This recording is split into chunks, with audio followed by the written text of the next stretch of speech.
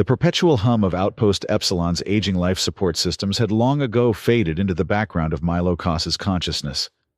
After 15 years running Final Frontier fixes, the distant wheezing and occasional alarming clunks from the station's infrastructure were as familiar as his own breathing.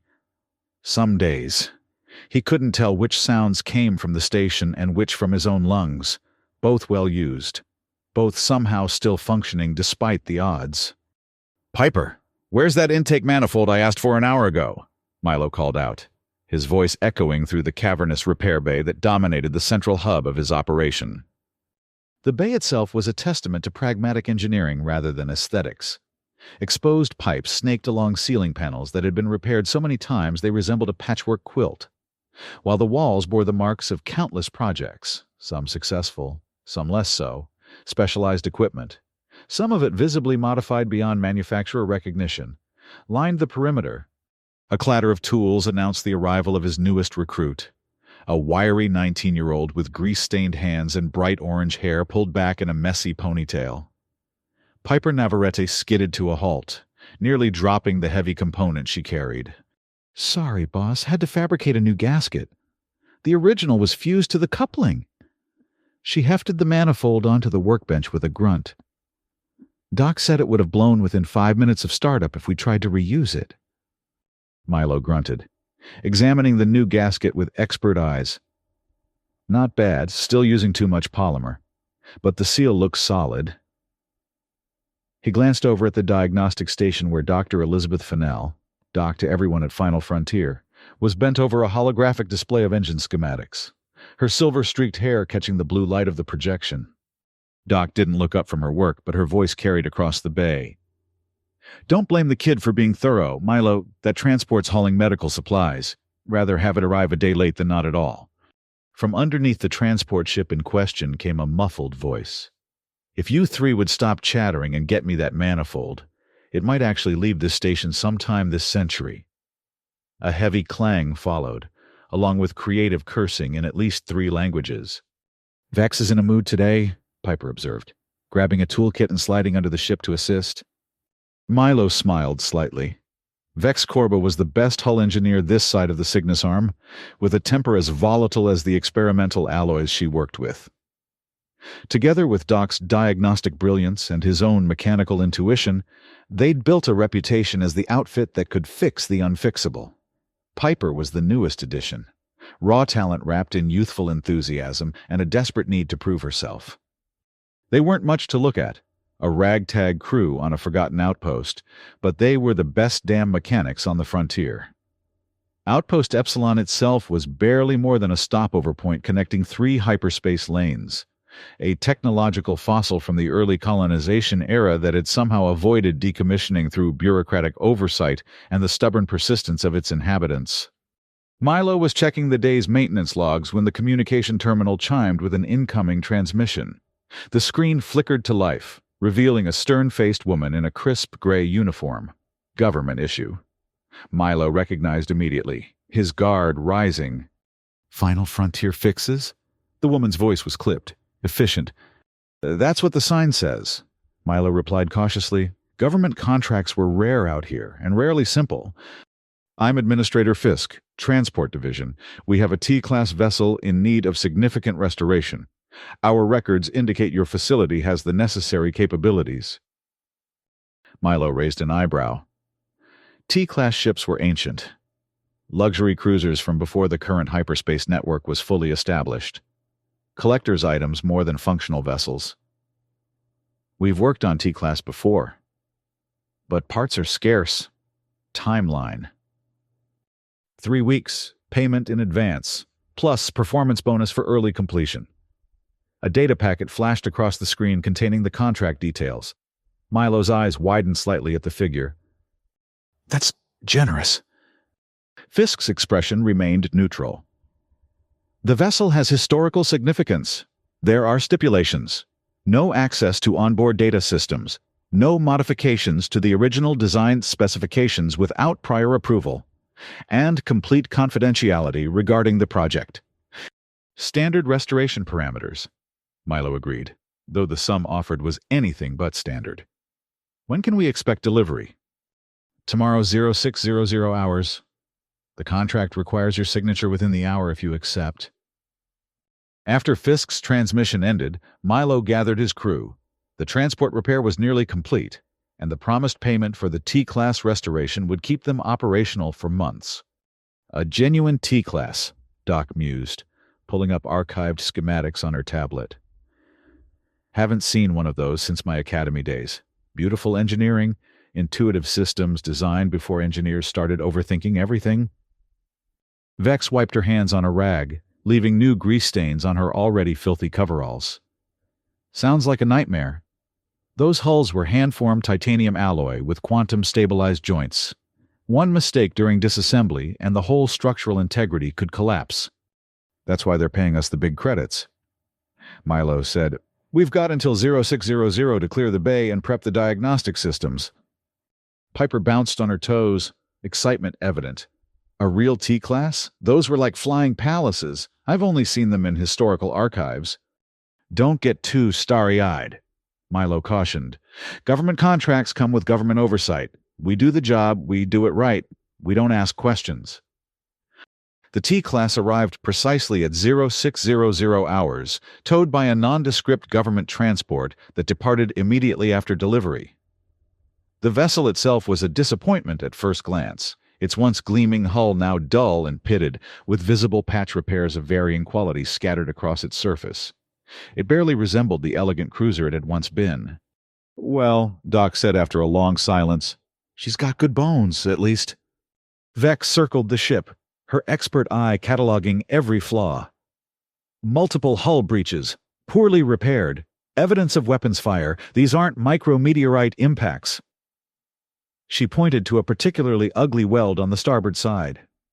And whoever did these repairs should be banned from touching tools forever. Milo approached the main hatch, noting the sophisticated security system still intact despite the ship's decrepit state.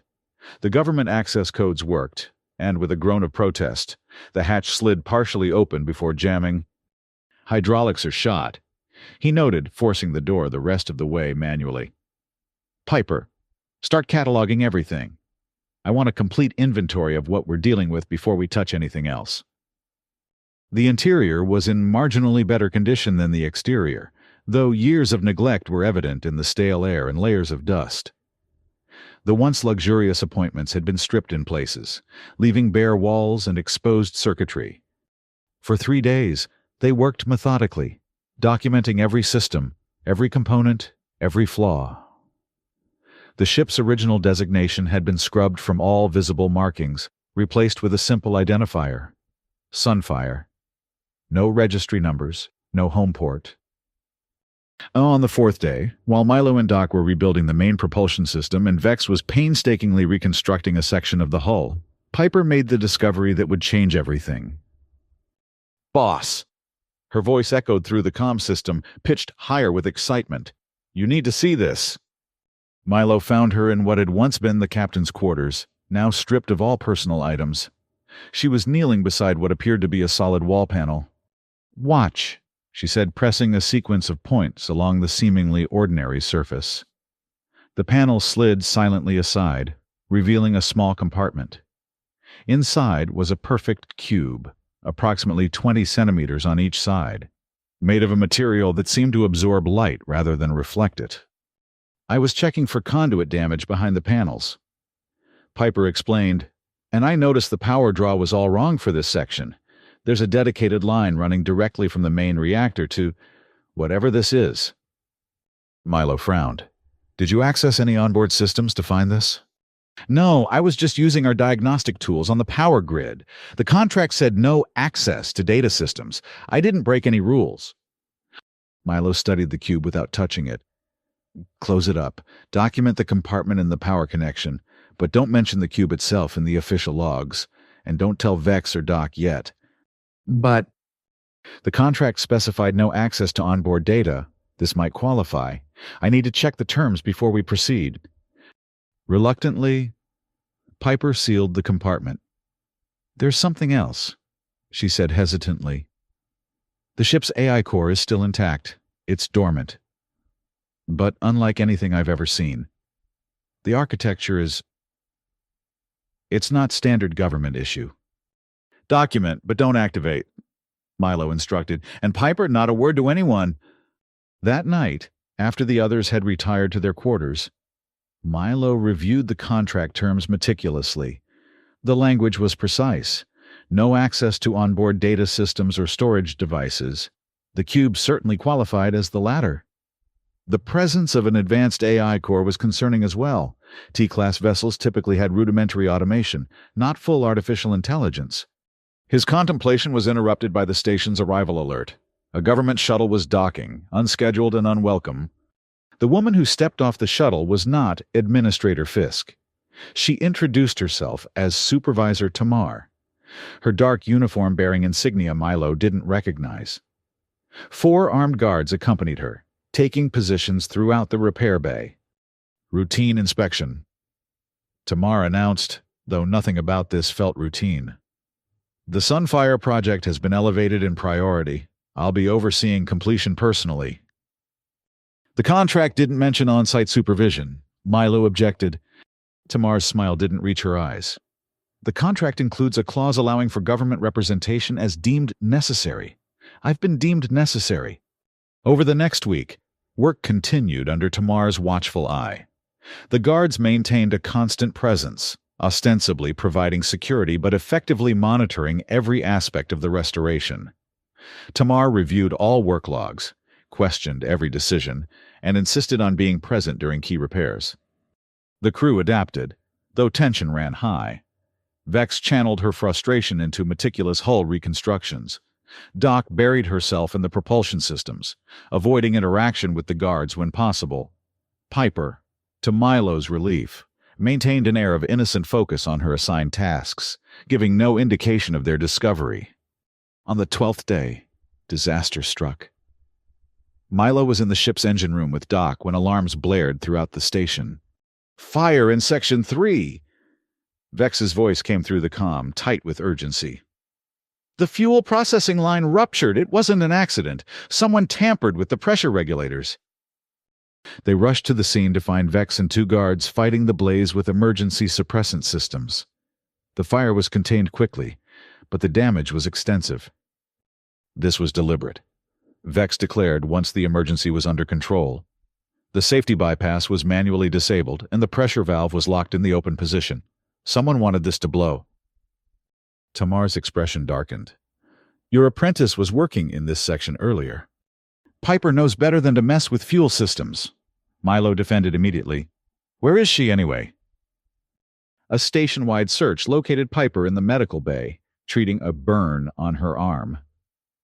"I was in the maintenance crawlspace checking the secondary life support when it happened," she explained. "I got caught in the backblast trying to get out." Dr. Fennell examined the burn. "Second degree. She's lucky it wasn't worse."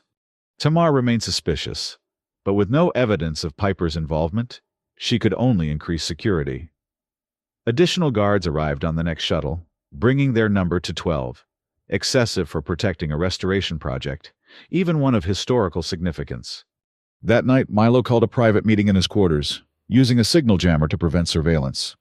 "Someone's trying to sabotage the project," he stated bluntly, "and I don't think it's random. This ship is more than just a historical artifact." "No kidding," Vex snorted.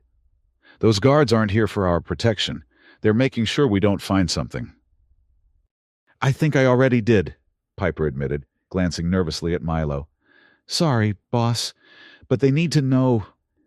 After Piper described the hidden compartment and the mysterious cube, Doc's expression turned grave.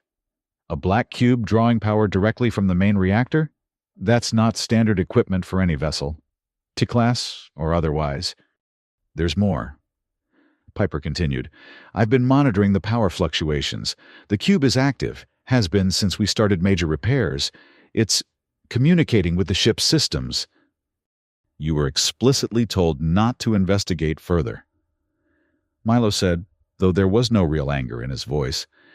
"Actually, you said not to activate anything. The cube was already active. I just observed." Vex leaned forward. "So what is this ship really? And why are we fixing it while someone else is trying to destroy it?" "I think it's time we find out." Milo decided, Doc, can you access the AI core without triggering any alerts? Possibly. If we create a sufficient distraction, the core architecture is unusual, but I can establish a basic interface if I have enough time without supervision. Tomorrow, then. Vex. I need you to create a situation that will draw Tamar and most of the guards away from the ship. Nothing dangerous, just confusing and time-consuming. Oh, with pleasure, Vex grinned. Vex's distraction came in the form of a catastrophic failure of Outpost Epsilon's gravity generators. Suddenly, everything not bolted down began floating, including people. The guards, unprepared for zero-G conditions, flailed helplessly while Tamar barked orders that went largely unheeded as her team struggled to orient themselves. Meanwhile, secured by magnetic boots, Doc slipped into the Sunfire's command center with Milo and Piper. They had exactly 18 minutes before the backup generators would restore gravity. The AI core is locked behind multiple firewalls, Doc muttered, fingers flying across the interface. Standard government protocols, but there's something else. Independent systems I've never seen before. Can you bypass them? Milo asked, keeping watch at the entrance. Not completely, but I might be able to... Yes, there. A holographic display flickered to life, showing lines of code streaming too fast to read. I've established limited communication. The AI is dormant but responsive to specific protocols. Piper pointed to a recurring sequence. That's a security key request. It's looking for authentication. The cube, Milo realized. It must be a physical authorization key, which we're explicitly forbidden from accessing. Doc reminded him.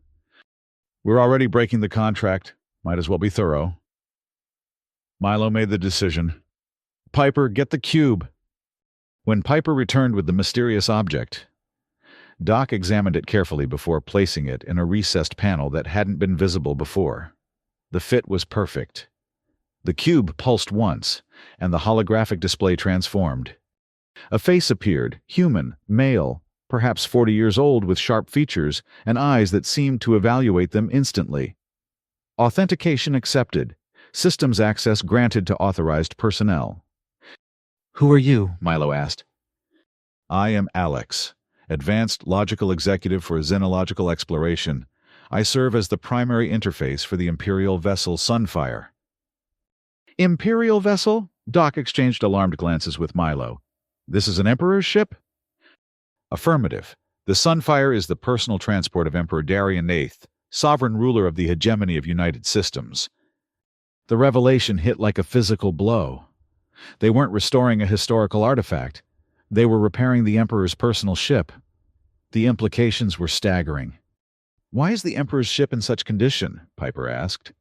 And why bring it to a frontier outpost for repairs? Alexi's expression remained neutral. The Sunfire was damaged during an assassination attempt 18 months ago. The Emperor survived, but the ship was believed destroyed. Its continued existence is classified at the highest level. That explains the secrecy and the guards. Milo muttered. But not why it's here instead of a military shipyard. The assassination attempt originated from within the Emperor's inner circle. Alex explained, trust is limited. This facility was selected for its isolation and the verified expertise of its personnel. Before they could ask more questions, a warning flashed across the display. Security alert, gravity restoration imminent, unauthorized access detected in primary systems. Shut it down, Milo ordered quickly. Remove the cube, or... Doc hesitated. If we disconnect now, we lose everything we've learned. If Tamar catches us, we lose a lot more than information. With reluctance, Doc extracted the cube. The holographic display vanished instantly, leaving the command center dark except for emergency lighting. Moments later, gravity returned with a lurch, and they heard the distant sounds of confusion as the guards regained their footing.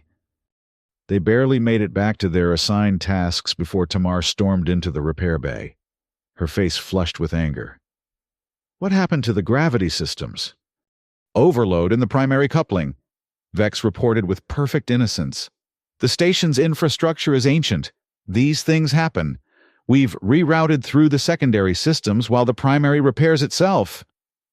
Tamar's suspicious gaze swept over them. Convenient timing. Actually, highly inconvenient. Milo countered.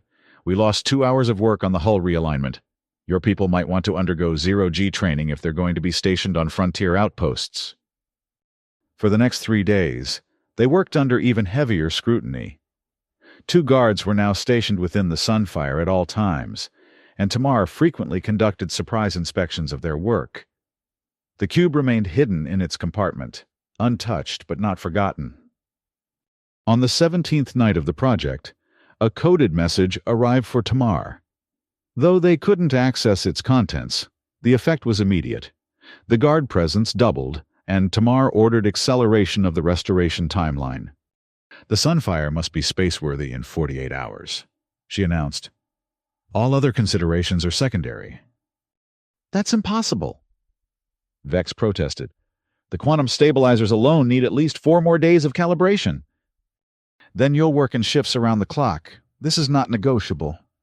After Tamar left, Milo gathered his team in the engine room, using the reactor's background radiation to mask their conversation from surveillance.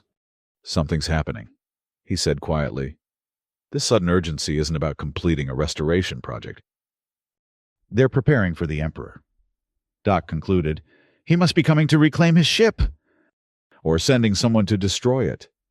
Vex suggested darkly, if this vessel contains evidence of the assassination attempt, we need more information. Milo decided, tonight we access Alexei again, full interface this time. Slipping past the increased security required careful planning. They waited until the shift change at 0200 hours, when a momentary gap in surveillance would allow Doc and Piper to access the command center, while Milo and Vex created a diversion in the station's communications hub. This time, when the cube connected to the system, Alexei's projection appeared immediately, as if it had been waiting for them. Welcome back. The AI said, I've been monitoring your progress. The restoration is proceeding admirably despite the constraints. We need answers. Doc said, why the sudden urgency? Is the Emperor coming here? Not the Emperor, Alexei replied. An Imperial fleet is being dispatched to retrieve the Sunfire. Their estimated arrival is in 36 hours. That doesn't make sense. Piper frowned. Why rush the repairs if they're just going to tow it away? The fleet's orders are to destroy Outpost Epsilon once the Sunfire is secured. No witnesses will be permitted to survive. The statement, delivered in Alexei's calm tone, sent ice through their veins. They're going to kill everyone on the station. Doc's voice was barely audible. There are over 200 civilians here. The Emperor cannot risk the knowledge that his personal vessel was compromised. The assassination attempt has made him paranoid. We need to warn the station, Piper insisted. And tell them what? Milo countered. That we illegally accessed a classified AI who told us an Imperial fleet is coming to kill us all? We'd be arrested before we could evacuate anyone. There is another option, Alexei offered. I was not merely an AI interface for the Sunfire. I am also Prince Alexei Tanin, the Emperor's nephew and heir presumptive until my apparent death 18 months ago. The holographic image shifted, becoming more detailed, more human. My consciousness was uploaded to the ship systems moments before the assassination attempt. The cube contains not only my essence, but also proof of the Emperor's crimes against his own people. You're saying the Emperor tried to have you killed? Vex asked skeptically. After I discovered his plans to implement genetic purification programs across the outer colonies, millions would have died in the name of human advancement. I gathered evidence, but before I could present it to the Imperial Council, the assassination attempt occurred. Convenient, Milo noted. Yet factual, Alexei countered. The cube contains all the evidence, along with command codes that could divide the Imperial fleet's loyalties. If the Sunfire can be made operational, truly operational, not merely spaceworthy, I can implement the succession protocol, a contingency designed to transfer power when an emperor is deemed unfit to rule. You're talking about a coup, Doc realized. I'm talking about preventing genocide, Alexei corrected. The choice is simple. Help me complete the true restoration of the Sunfire. including the quantum integration systems that Tamar has specifically ordered you not to touch, or prepare for the annihilation of this station and everyone on it. A proximity alert cut their conversation short. Guards were approaching the command center. "We'll continue this later," Milo said quickly, reaching for the cube. Wait. Alex's voice was urgent. "The saboteur who caused the fire. It's Guard Lieutenant Reed. He serves a faction that wants both the Emperor and me eliminated. He'll make another attempt before the fleet arrives." They disconnected just as the guards entered, claiming a routine systems check for the rest of the night. Milo turned the problem over in his mind. If Alexei was telling the truth, they faced an impossible choice: commit treason by aiding a royal fugitive, or be complicit in the murder of hundreds of innocent people. By morning, he'd made his decision. The next 24 hours passed in a blur of frantic activity. Working in carefully coordinated shifts, they proceeded with the restoration according to Tamar's specifications, while secretly implementing the additional modifications Alexei had outlined. The cube, now integrated into a portable diagnostic unit that Piper kept with her, allowed them to communicate with the prince regularly. Vex focused on the hull's quantum stabilization matrix, a system far more sophisticated than anything that should have been on a T-class vessel.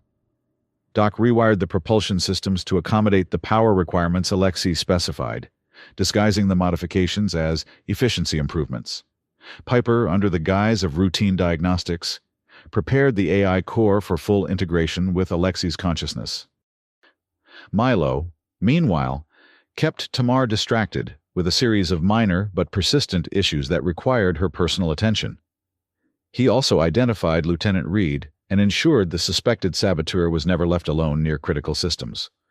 The plan was risky: complete the restoration according to Alexei's specifications, transfer his consciousness fully to the ship's systems, and launch before the Imperial fleet arrived. The prince would then use the succession protocol to divide the fleet's loyalties, preventing them from destroying the station. 18 hours before the fleet's arrival, disaster struck again. Lieutenant Reed, perhaps sensing the accelerated timeline, made his move. A series of explosions rocked the quantum stabilizers, sending cascading failures through the Sunfire's systems. Alarms blared as radiation leaked from the damaged components. "Containment breach!" Doc shouted over the comm. "Everyone out of the ship, now!" Evacuation protocols kicked in automatically. Guards herded personnel away from the danger zone, while emergency systems attempted to isolate the affected areas. Tamar arrived moments later, her face pale as she received damage reports. "The stabilizers are completely destroyed," she said, her voice hollow. "Without them, the ship is useless." "Not destroyed," Vex corrected, studying the diagnostic readings. "Damaged, yes, but salvageable. I can rebuild them, but I'll need unrestricted access to all systems." "Impossible!" Tamar snapped. "The protocols are going to get us all killed if you insist on following them." Milo interrupted. "My team can fix this, but only if you get out of our way." A tense standoff followed, broken by the arrival of a blood-spattered guard. "Lieutenant Reed is dead," he reported, "caught in the initial blast. It looks like he was planting additional explosives when something triggered prematurely." Tamar's resolve visibly wavered. With Reed dead and the ship critically damaged, her options were limited. The Imperial fleet would not respond kindly to failure. "You have 12 hours. She finally conceded. "Do whatever is necessary, but the ship must be operational when the fleet arrives." Once Tamar withdrew to coordinate with her remaining guards, the real work began. The damage was extensive but not random. Reed had targeted specific systems that would prevent Alexei's integration.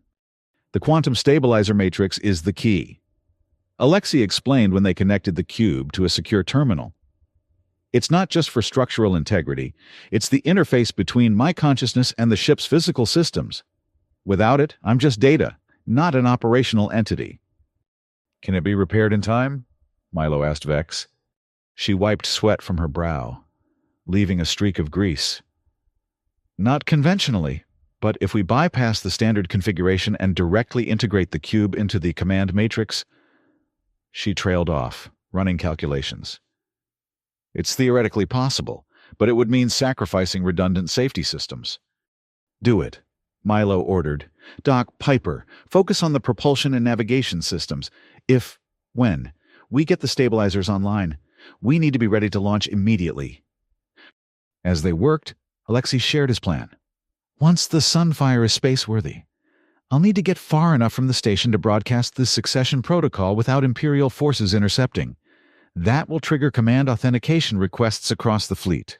When they confirm my identity, approximately 60% of captains will recognize my authority over the Emperors. And the other 40%? Doc asked. Will attempt to destroy both the Sunfire and the station. That's why we need to be fast and unpredictable, launch and reach minimum safe distance before they realize what's happening. The implication was clear. Someone would need to pilot the Sunfire through the initial launch phase, the most dangerous part of the operation. I'll do it, Milo said, silencing protests before they began. I'm the most experienced pilot among us. Once we're clear of the station, I'll activate the automated systems and take an escape pod back. No one mentioned the obvious flaw in that plan. Escape pods were notoriously unreliable, and the window for safe return would be measured in minutes, not hours. With 10 hours remaining until the fleet's arrival, they hit a critical obstacle. The quantum stabilizer matrix, partially repaired, refused to integrate with the ship's main systems. It's the firmware, Piper realized, analyzing the error codes. The original programming is rejecting the modifications as foreign entities.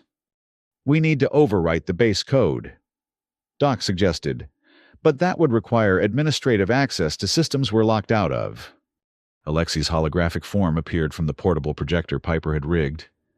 There's another option. The cube contains override protocols designed for exactly this situation, but implementing them would require physically placing the cube in the command center control panel permanently. I would be irrevocably bound to the Sunfire. Meaning you couldn't transfer to another system later. Milo understood. You'd be trapped in the ship. A ship is a small price to pay for justice, Alexei said simply. The question is whether you're willing to make this sacrifice. Once the cube is integrated, there's no going back for any of us. The decision wasn't easy, but it was necessary. With Vex's guidance, they prepared the command center for the cube's integration. The moment of truth came 8 hours before the fleet's arrival. As the cube slid into place in the specially modified control panel, the ship's systems surged to life. Lights that had been dormant for months illuminated. Displays flickered on, showing system status reports that rapidly turned from red to green as Alexei's consciousness spread through the vessel. Integration successful, Alexei announced, his voice now emanating from the ship itself rather than a projector. Primary systems online, quantum stabilizers at 86% efficiency and rising. Tamar chose that moment to enter the command center, stopping short at the transformation before her.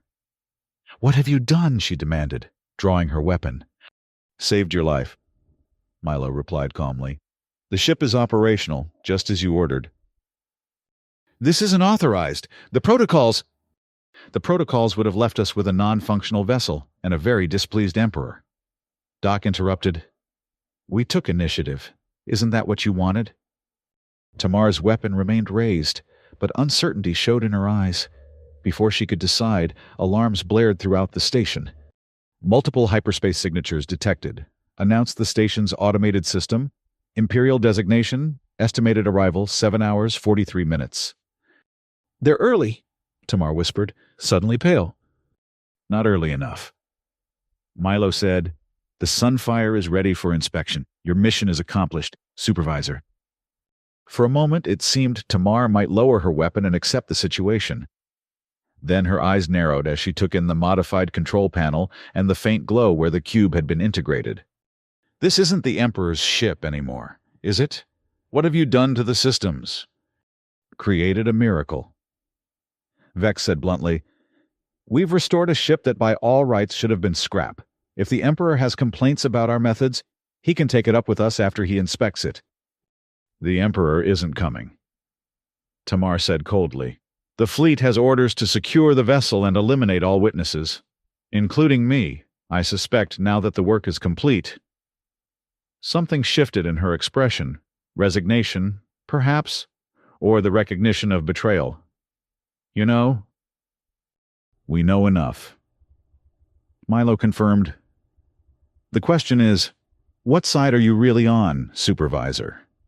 The Emperor who's planning to sacrifice you along with everyone else on this station, or the 200 innocent civilians who don't deserve to die for his paranoia?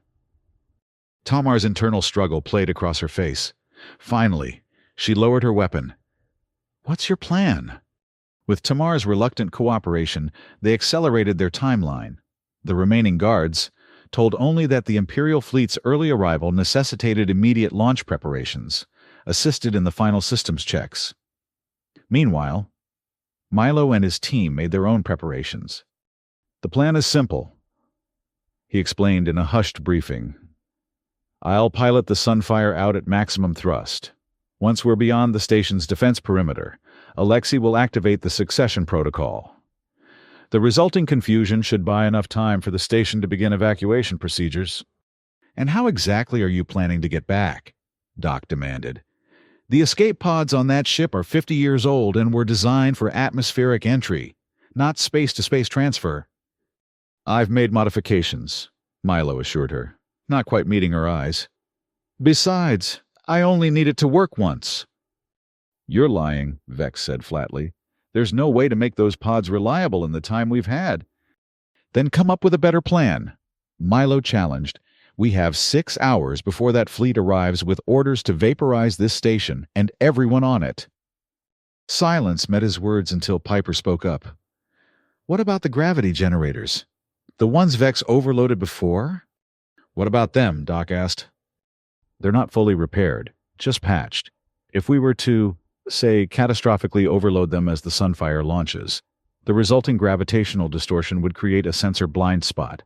It might buy us extra time. It would also tear the station apart, Vex pointed out.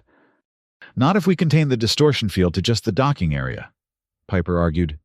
It would be chaotic, but survivable, and in the confusion, I could take our transport and follow the Sunfire at a distance. Doc finished, understanding dawning. Ready to pick up your escape pod once the protocol is activated. It wasn't perfect, but it was better than a suicide mission.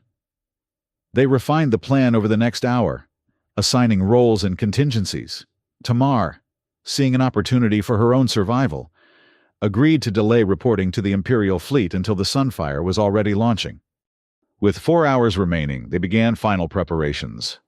Vex and Piper rigged the gravity generators for controlled overload while Doc prepared their small transport vessel for rapid departure. Milo, together with Alexei, ran through the launch sequence and succession protocol activation one final time. Once the protocol begins transmission, you'll have approximately 12 minutes to reach minimum safe distance in the escape pod, Alexei reminded him. The Imperial ships will be receiving authentication requests, but some captains may fire before confirming. 12 minutes is plenty, Milo lied smoothly. Just make sure those authentication codes work as advertised. They will, Alexa promised. My uncle may be paranoid, but he's also a creature of habit.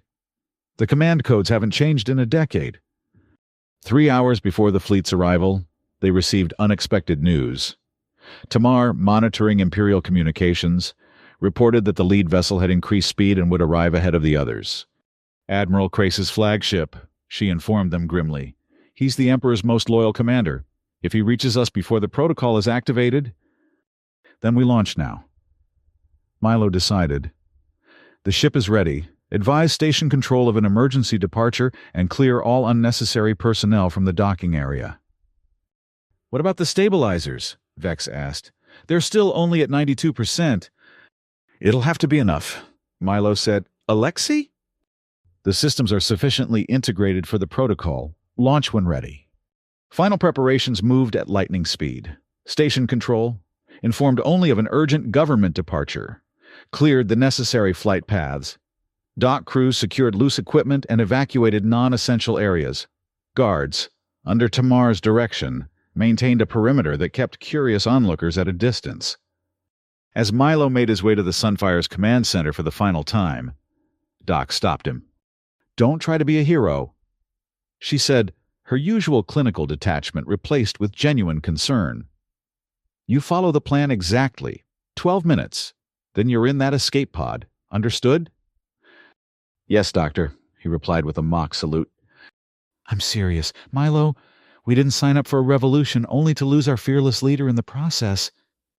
Wouldn't dream of disappointing you. He hesitated, then added, If this goes sideways, get everyone off the station. The Imperial fleet won't be gentle. Doc nodded grimly. Just do your part. We'll handle ours. Inside the Sunfire, systems hummed with renewed energy. The command center, once stripped and neglected, now glowed with operational displays in the subtle blue light that indicated Alexi's presence throughout the ship. Pre-flight checks complete. Alexei reported as Milo strapped into the pilot's seat. All systems nominal. Quantum stabilizers holding at 93%, sufficient for our needs. Docking clamps disengaged, umbilicals disconnected. Milo confirmed, running through the launch sequence.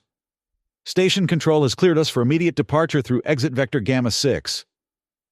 Message from Officer Tamar. Alexei announced, Imperial Advanced Scout detected at extreme sensor range. Estimated arrival, 45 minutes. Sooner than expected. Tell Vex to prepare the gravity disruption on my mark. Milo's hands moved confidently across the controls, bringing the main engines to standby. Alexei, final status check on the protocol transmission systems. Ready for activation once we reach minimum safe distance. Encryption protocols active. Authentication codes prepared. Then let's not keep the Emperor waiting. Milo opened a channel to his team. Commencing launch sequence. Gravity disruption in 3, 2, 1, mark. The station shuddered as Vex triggered the overload. Alarms blared throughout Outpost Epsilon as the gravity field around the docking bay fluctuated wildly. Equipment not secured began floating, then crashing down, then floating again in an unpredictable pattern. In the midst of this chaos, the Sunfire's engines ignited. The ancient ship rose from its berth with surprising grace, maneuvering through the distortion field with precision that spoke to both Alexei's control and Milo's piloting skill. Station personnel, battling the gravity fluctuations, barely noticed the departing vessel until it was already clearing the outer markers. Successful departure, Milo reported, watching the station recede on the view screen. Gravity distortion is masking our engine signature from long-range sensors, setting course for minimum safe distance. Imperial scout vessel has changed course, Alexei warned. They've detected our launch. Can they intercept before we reach transmission range? Negative, but they're broadcasting alerts to the main fleet. Admiral Crace's flagship is adjusting course to cut off our potential escape vectors. Milo grimaced. They're smarter than we gave them credit for. Time to transmission range. 8 minutes at current velocity. And how long until Crace's ship can fire on us? Approximately 14 minutes, assuming they maintain current acceleration. That's cutting it close. Milo adjusted their course, pushing the engines harder. Can we reduce the safe distance for transmission? Not without risking interception of the protocol before full authentication. The process requires uninterrupted broadcast for at least 70 seconds. Then we stick to the plan. Milo opened a secure channel. Doc, are you in position? Static answered him for several agonizing seconds before her voice came through. Affirmative. Transport is ready at the secondary rendezvous point. Vex and Piper are aboard. Gravity distortion is causing station-wide systems failures. They're evacuating the residential sections. Good. That will get civilians clear before the Imperial fleet arrives. Maintain position and be ready for pickup in approximately 15 minutes. As the Sunfire accelerated away from Outpost Epsilon, Milo monitored the approaching Imperial vessels. The scout ship was too small to pose a serious threat, but Admiral Crace's flagship was another matter entirely. A Sovereign-class destroyer with enough firepower to reduce the Sunfire to atoms with a single volley. 6 minutes to transmission range. Alexei updated. The flagship is pushing its engines beyond safety parameters. Revised intercept time 12 minutes. Still doable, Milo muttered, though the margin for error was shrinking rapidly. Prepare the escape pod for launch on my command. Pod prepped. However, I must advise you of a complication. The pod's guidance systems are showing intermittent failures. Manual navigation may be required. Of course it is. Milo sighed. Because this wasn't challenging enough already. The minutes ticked by with excruciating slowness. On the tactical display, the Imperial flagship's icon crept steadily closer, while the distance to minimum safe transmission range seemed to decrease far too slowly. Incoming transmission from Admiral Crace. Alexei announced, "He's ordering us to power down and prepare for boarding." "Decline with my compliments," Milo replied dryly, "and maybe mention that his Emperor tried to have him killed too." "I'll phrase it more diplomatically," Alexei said, a hint of humor in his artificial voice. 3 minutes to transmission range." Warning indicators flashed across the display as the flagship launched smaller pursuit craft. "They're deploying interceptors." Milo noted, "Fast and maneuverable, but limited range. They can't reach us before we hit transmission point." "No, but they can complicate your escape." Alexei pointed out, "The pod will be vulnerable." "Let me worry about that. Just be ready to broadcast the moment we're in range." 2 minutes later, the Sunfire reached the calculated safe distance. "Beginning succession protocol transmission," Alexei announced as a new energy signature emanated from the ship. "Authentication codes broadcasting on all Imperial frequencies." Immediately, the tactical display showed confusion among the approaching Imperial vessels. The smaller craft hesitated, their formation breaking as commanders received conflicting orders. The flagship continued its approach, but at a reduced speed. "It's working," Milo observed. "They're authenticating the codes." "Admiral Crace is attempting to override the protocol," Alexei reported. "As expected, he remains loyal to the Emperor. However, 3 vessels in his fleet have acknowledged my authority and are moving to defensive positions." "Civil war in miniature," Milo said grimly. "Time to transmission completion?" 40 seconds. The flagship is charging weapon systems." "Of course they are." Milo set the final escape sequence. "Launch escape pod on my mark." 3, 2, 1, mark. The pod ejected from the Sunfire's hull with a violent jolt, its small engines firing immediately to create distance between it and the larger vessel. Through the pod's viewport, Milo watched as the Imperial ships divided their attention, some still pursuing the Sunfire, others turning to intercept the flagship. "Alexei, status?" he called over the comm. "Succession protocol completed successfully. Imperial command structure is fragmenting as projected. The Emperor's ship has gone dark. Communications blackout suggests internal conflict." "And the flagship?" "Still pursuing, but at reduced efficiency. 2 cruisers have moved to block its approach. I estimate a 68% probability of successful revolution within the next 12 hours. "Then it worked." Milo allowed himself a moment of satisfaction before focusing on his own predicament. The escape pod's controls were indeed malfunctioning, requiring constant manual adjustments to maintain course toward the rendezvous point. "Milo, this is Doc. We have your position. Adjusting course to intercept." "Negative," he replied, checking the sensor readings. "There's still too much Imperial activity in that sector. Maintain distance until the situation stabilizes." "That's not the plan," Doc argued. "We're coming to get you. End of discussion." Milo was about to respond when the pod shuddered violently. Warning lights flashed across the console as the propulsion system failed. "Slight problem," he reported, fighting to regain control. "The pod's main engine just decided to retire. I'm switching to auxiliary power, but it's going to delay the rendezvous." What he didn't mention was that auxiliary power would last perhaps 10 minutes, nowhere near enough to reach the planned meeting point. On the tactical display, he could see the Imperial ships still engaged in their standoff, but it wouldn't last forever. Once they resolved their chain of command issues, any pod associated with the Sunfire would become a primary target. "Doc, new plan," he decided. "I'm going to trigger the pod's distress beacon, then power down completely. They'll read it as a system failure with no survivors.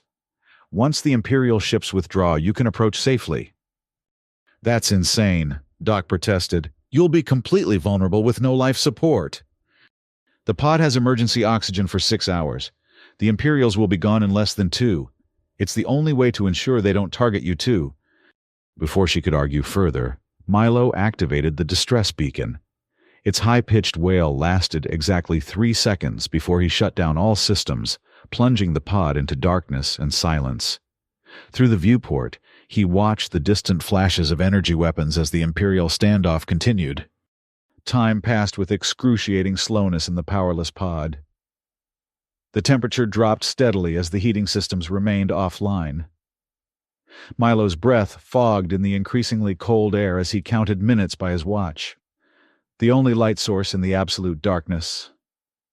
After what seemed an eternity, a shadow passed over the viewport, large, silent, and deliberate in its movements. For one terrible moment, Milo thought an Imperial ship had found him despite his precautions. Then a familiar hull configuration came into view, their transport vessel, maneuvering for docking.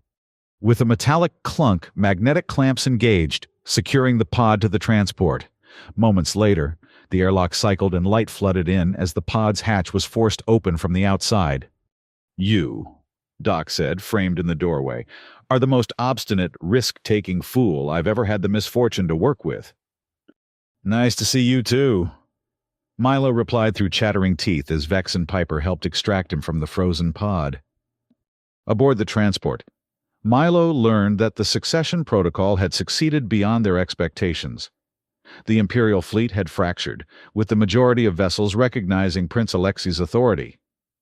Admiral Crace's flagship had eventually withdrawn, but not before transmitting Emperor Darian's official dismissal from the throne. "So we helped overthrow an emperor," Vex mused as they set course away from the diminishing conflict. "That's going to look interesting on the resume." "What happens to Outpost Epsilon?" Piper asked. The evacuation was completed successfully. Doc reported, "Most residents are being transported to the nearest colonial outpost. The station itself sustained significant damage from the gravity distortion. It'll need extensive repairs before it's habitable again." "And what about us?" Milo looked around at his team, no longer just mechanics, but now revolutionaries with a complicated political future. "I doubt Final Frontier Fixes can go back to business as usual." "Actually," came a familiar voice over the comm system, "I have a proposition regarding that." Alexa's image appeared on the main view screen, now wearing formal Imperial regalia. "As my first official act as regent, I'm establishing an independent engineering corps with diplomatic immunity throughout the system. I need people I can trust to help rebuild what my uncle nearly destroyed." "Royal Mechanics," Vex raised an eyebrow. "That sounds suspiciously like a government contract." "More like independent contractors with Imperial protection," Alexei corrected. "Beginning with the restoration of Outpost Epsilon as your new headquarters." Milo exchanged glances with his team. "We'll consider it," he said carefully, "after we've had time to recover from nearly dying multiple times in the past 24 hours. "Of course," Alex agreed. "The Sunfire will rendezvous with your transport in 6 hours. We have much to discuss about the future, a future that might not exist without your exceptional skills and courage." After the transmission ended, silence filled the transport's cabin as they contemplated the extraordinary turn their lives had taken. "So," Piper finally said, "from fixing broken-down cargo haulers to overthrowing empires and establishing new political orders, that's quite a career advancement in one job." "Just another day at Final Frontier Fixes," Milo replied with a tired smile. "We specialize in the impossible." As their small vessel plotted a course to meet the Sunfire, Milo watched his team. Doc already planning the medical facilities for their new headquarters, Vex arguing with Piper about quantum stabilizer configurations for future projects, all of them exhausted but alive, and looking toward possibilities none of them could have imagined when they accepted a simple restoration contract. Some repairs, he reflected, changed more than just the machine. Sometimes they changed the mechanics too, and perhaps, in this case, the entire system.